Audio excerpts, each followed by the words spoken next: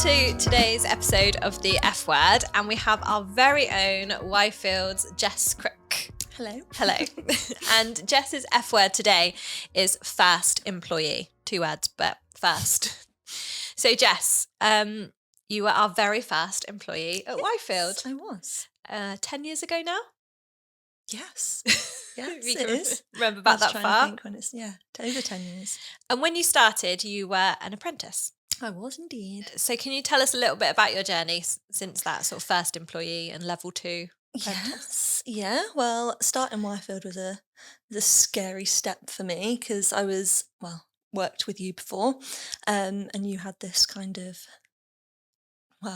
it's not what's the right word? See, I'm already Crazy vision. Yeah, not crazy in a bad way, but like a dream, what you wanted to do. And I was kind of in a nice, stable job that I'd only just like really come out of school, just started working and was just finding my feet with. And then you threw a curveball out there of you're going to do this, start this business. And I was a bit like, oh, well, that sounds really exciting, but I'm scared. I don't know. Like I didn't know you that well at the time either. So it was quite for me, it was as a young person who also didn't really know a lot about business and whatnot. It was a scary step to kind of follow you on this journey, but I trusted you, obviously.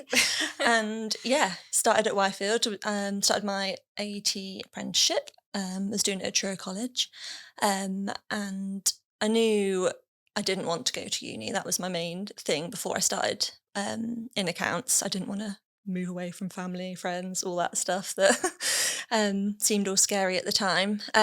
So I had a bit of research, found something that I liked, something that I could do sort of working in the workplace and learning at the same time because I was really keen to get stuck into work straight away. So found accounts. And that's how my apprenticeship started. If anybody is thinking about doing an apprenticeship as well, that's something I think you can only learn so much from textbooks. People use textbooks. Is that me being old? People still use textbooks? Yeah. Okay, good. You can learn a process or a calculation or a fact or from a textbook, but applying that to real life, I think, is something that's you kind of only get with experience and being in a job. Yeah. So I'm a big fan and advocate of people doing apprenticeships. I don't think they push it. Well, not push it, but give as much information on it. It's not kind of the first suggestion or port of call, I don't think, when people are in. I mean, it might have changed slightly now, but... Well, when I did it 20 years ago, so a long time ago, apprenticeships were viewed as something that like plumbers and electricians did, so much more vocational roles. More of a trade as such, rather than sort of business services. So it was a good route for me. Didn't want to go to university, similar reasons, and decided that was the right thing. And now I'm doing a degree apprenticeship, so you can actually do degrees alongside your. Because I didn't realise you could do until you started yours at Exeter. I didn't know. Yeah, didn't know you could do that. So I think they've come on a long way in the last 20 years, and we take on lots of apprentices here as well. Yeah, I think all of our accountants were. Whether they were apprentices with us or whether they did it in previous roles, I'm sure they've all done apprenticeship or, if not apprenticeships, kind of a working and learning at the same time. Even if they're kind of putting themselves through it, they still kind of focus on having that split rather than just doing the studies and then going into their role. So you did your AAT levels 2, 3 and 4 and you've been doing your CTA and ATT as well, so you're chartered tax advisor, so still continuing your learning and that process of learning alongside your job role. So I personally prefer the tax side of work. So once I'd finished my AAT, wanted a bit of a break from studying just to give myself some time off. No, I didn't want too much time off though, because otherwise I just never would have got back into it again. And found that you could do your ATT, so sort of the tax side of AAT and the chartered stuff as one course. So I started doing that. When was that? Just pre-COVID, I want to say that was. So I was doing that all self-study, sat on my ATT exams, started my CTA exam during COVID and failed it. Went to get back into it and then had a baby. So that threw that out the window. But you'll be pleased to know it is back on the radar to start that up again. Hopefully You've soon. said it publicly now. I have. So I am very aware I've also said it publicly. watch this space. Yeah. Yes. And the kind of journey that you've explained there through your qualifications is one that's quite common here in terms of people being able to take whatever direction and whatever learning style fits them. So your role now, if we fast forward 10 years from when you started as our first employee and apprentice to now a shareholder of the business and our people and development director. Yep. So your role focuses on helping people through their qualifications or helping understand what it is they want to get from their experience and their time at Whyfield. And how do you work with people to work out a development plan? So, first of all, understanding everybody has sort of a different end goal. There's people sat out there that are perfectly happy doing exactly what they're doing. That's what they want to do. There are some people out there that maybe aren't sure what they want to do at the moment, but there are a few out there that are very, this is what I want to do. This is where I want to be, but maybe unsure on how do I get there? What do I need to do? What do I need to learn? What do I need to, so sitting with everybody, because even if they're kind of happy doing what they're doing, there's always little things they want to touch on, things they want to kind of improve on. But most people kind of have an end goal, don't they? Everybody knows. Or an interest. And a specific, most people do have a specific area they want to focus on, like me with tax, and you completely avoiding tax at all costs. Everybody's kind of got a niche that they prefer or want to know more about. So I work with them, either kind of giving them advice from my personal sort of experiences. There are some people out there that want to do the same pathway that I did. So I've been helping them through that, letting them know what I did with my experiences with it. Told them maybe not to self-study all of it because it might not be the most efficient way of doing it. But also not necessarily helping them with their exams or finding the pathway, but helping them sort of hone in on those skills with the clients and that they have. So if other people are completing work similar to that or in areas they're interested in, arranging them to sit with them, shadow them, hosting internal training. Because there's people within the team that are great at a lot of things, but also really great at specific areas. So kind of getting them to host training sessions in the office. We've done a couple this month, actually.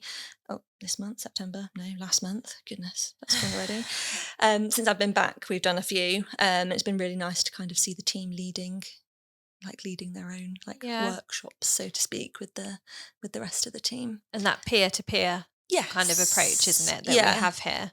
Yeah. I feel like people, well, me personally, if I was kind of sat in a classroom full of people maybe I didn't know, and someone's going through something and I've got a question, I might not want to ask that question out loud. I might hang back or email them afterwards or something. Whereas if you're in a room full of people you're comfortable with, I feel like it kind of promotes people to be like, oh, can you hold on a minute? I don't understand that. Or actually, I experienced this, and they can kind of have that kind of open conversation and setting rather than just kind of sitting and listening or sitting and reading something. They can really engage with each other. And I personally feel that that's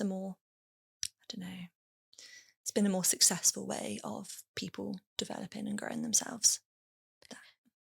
And being with Whyfield from the very beginning, you obviously have quite a unique perspective on the journey that the business has taken and sort of the things that have changed since day one. What things kind of spring to mind when you think about that journey and the evolution of Whyfield as a business?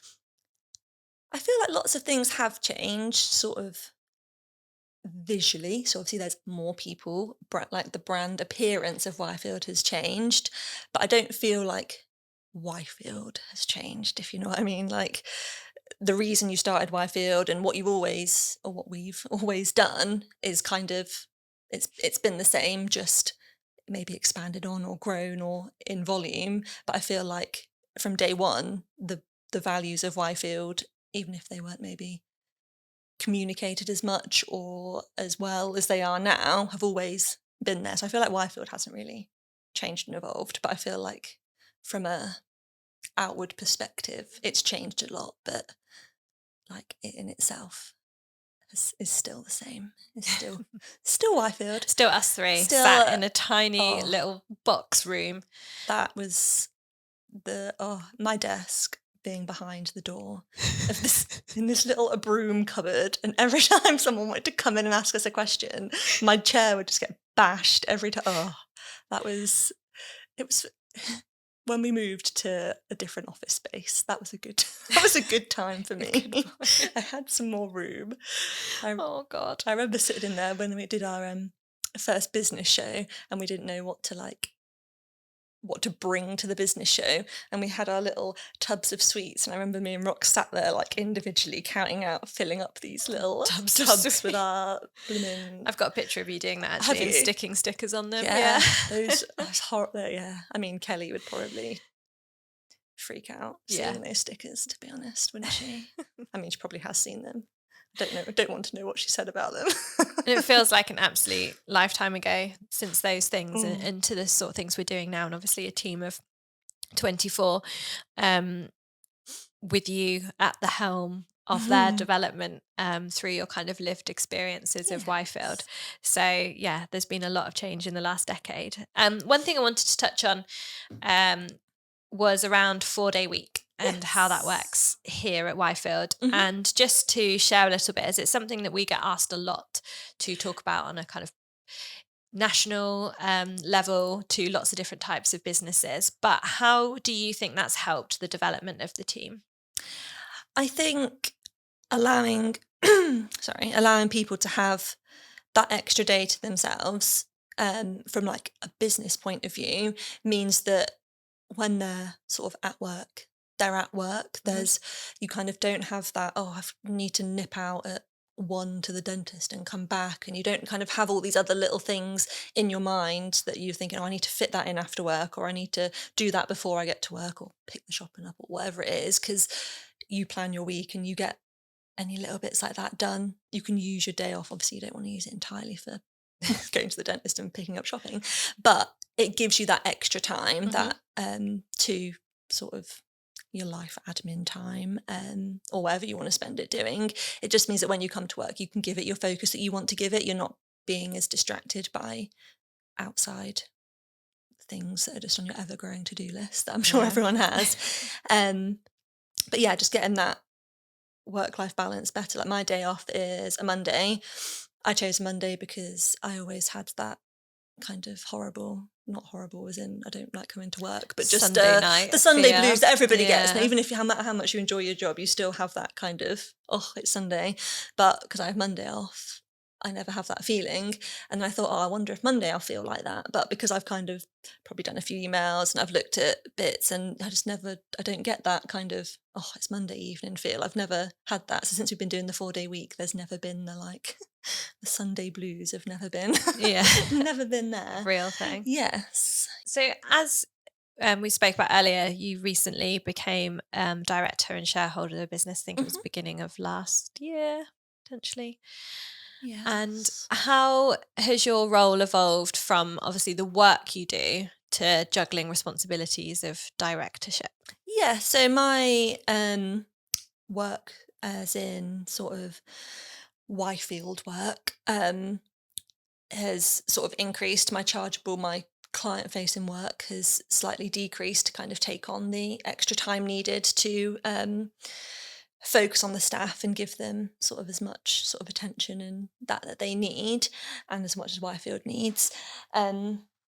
So it's been a bit of a hard thing to sometimes maybe hand over clients that I've worked with for a long time. Not completely, I'm still keep in touch with them and I'm still a point of contact if they ever need anything, but maybe something that I'd be more hands-on with, I've passed on to very other capable hands in the office. But that's been a bit, not of a challenge in a bad way, but just a shift in how I work. 'Cause it's, I don't know, you get kind of attached, don't you, to the people that you speak to and deal with all the time. So kind of not being quite as involved with them has been tricky. Even being on maternity leave, every time I come in, I'm like, oh, Tabs, how's so-and-so getting on? Or how's this person getting on? Because I'm like, not quite ready to let go of everyone yet. But it's been nice. It's been nice to have that. Because in my role before as practice manager, I had some of the similar responsibilities, but it's been nice now to have a bit of that extra time to kind of give it a bit more of my time and effort. I've been able to sort of have the time to split your focus rather than kind of feeling like you're juggling too many things at once. It's nice to have the time to really sit and focus on something that I'm really passionate about at the minute, and got lots of exciting ideas for when I'm back. Yes. Which is nice to start implementing those. Yeah. And talking about sort of being back, obviously this is one of the first maybe public outward kind of things you've done with us, especially around the podcasts, because you've been on maternity leave. And kind of coming back on a phased return at the minute. How is it juggling another job role of being a mum and then coming back into the workplace? Yeah, I mean, it's challenging. It's tricky to not be constantly texting my mum asking how Harrison is. But I feel like the way that we've worked it here in terms of me coming back on a phased return rather than taking a solid chunk of time off and then coming back full time has really helped adjust to it. I don't think I would have coped very well if I'd say I've taken the full 12 months off, for example, and then sort of dropped Harrison cold turkey and then come back at work. I don't think I would have adjusted to that very well. So picking this phase return, I feel like it's worked really well. It's kind of allowed me to keep in touch with the team, answer questions they've got, still working a bit remotely as well, so I can pick up sort of nap times or evenings or whatnot. It still allows me to pick up and touch base with the team and clients and get any urgent bits done for when I'm not in the office. And do you think it helps you then support, because we have currently another member of the team on maternity leave, and we are an office predominantly women, so that's something that we often have, is people going on periods of leave.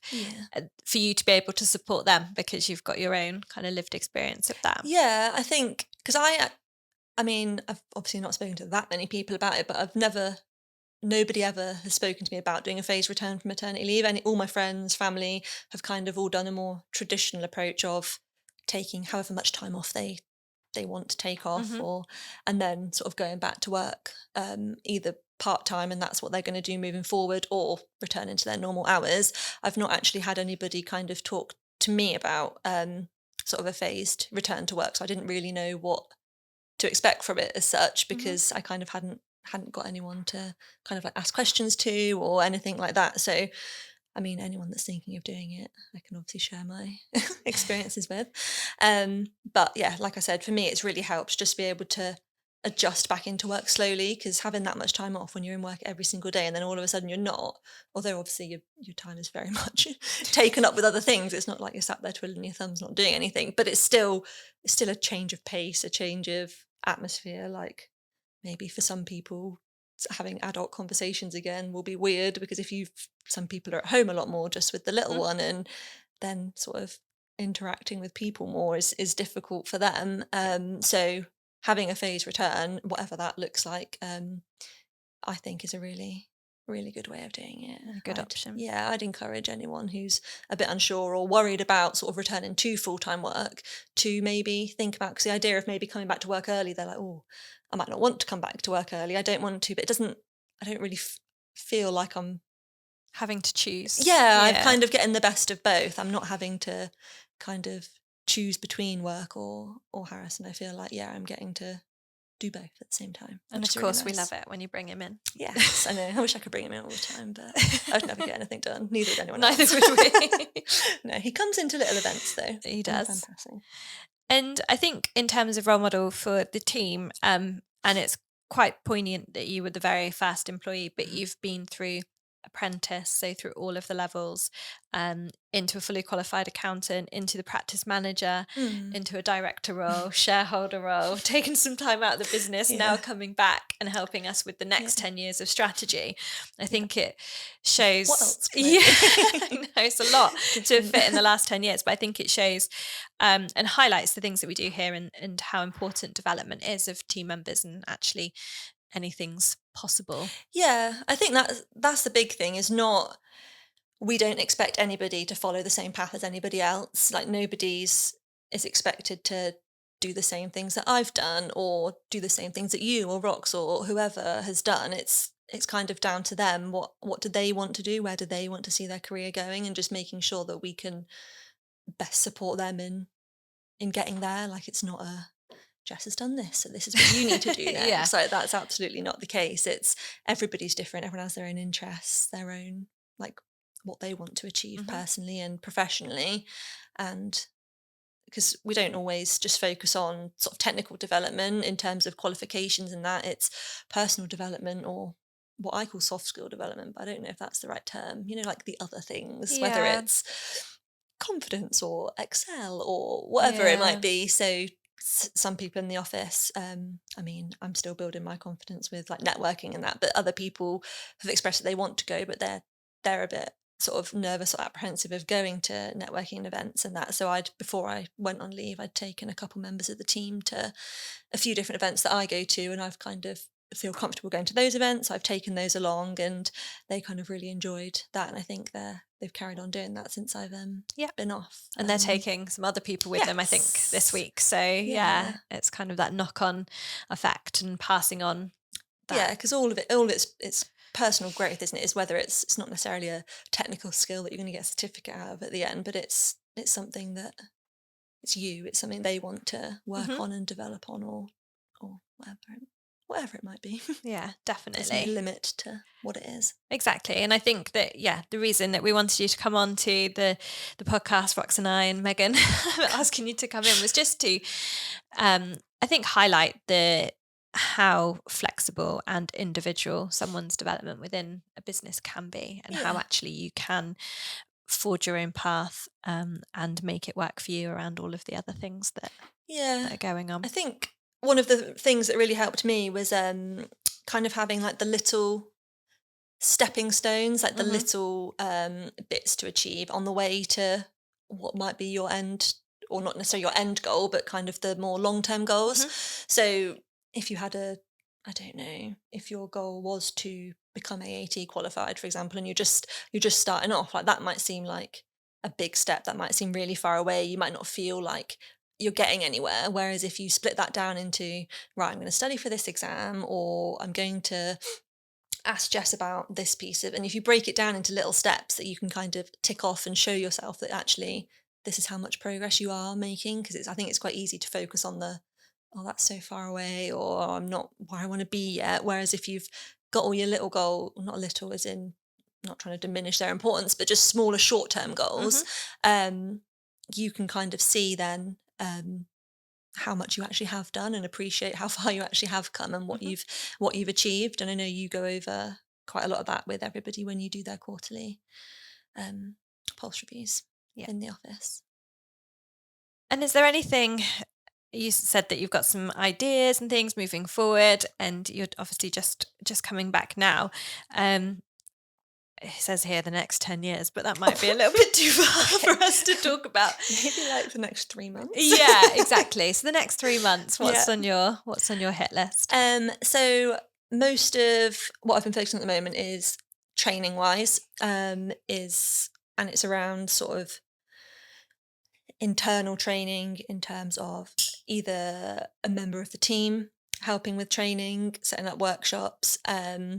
We've recently decided that we wanted to change something we're doing within the bookkeeping team. So me and Rach kind of sat down with everybody, rather than myself and Rachel kind of mapping it out and planning it and kind of saying, this is what you're doing now. We thought what would be a better idea is to bring everybody in, kind of let them know what our thoughts or goals, like what was the point of this exercise? This is what we wanted to achieve at the end of it. This is what we kind of want you guys to be able to do and to understand. This is what we want the clients to be able to understand and take from it, and explained the reason why we were doing it and what we wanted the outcome to be. And then everybody kind of pitched in and helped us kind of map out the best way of going there.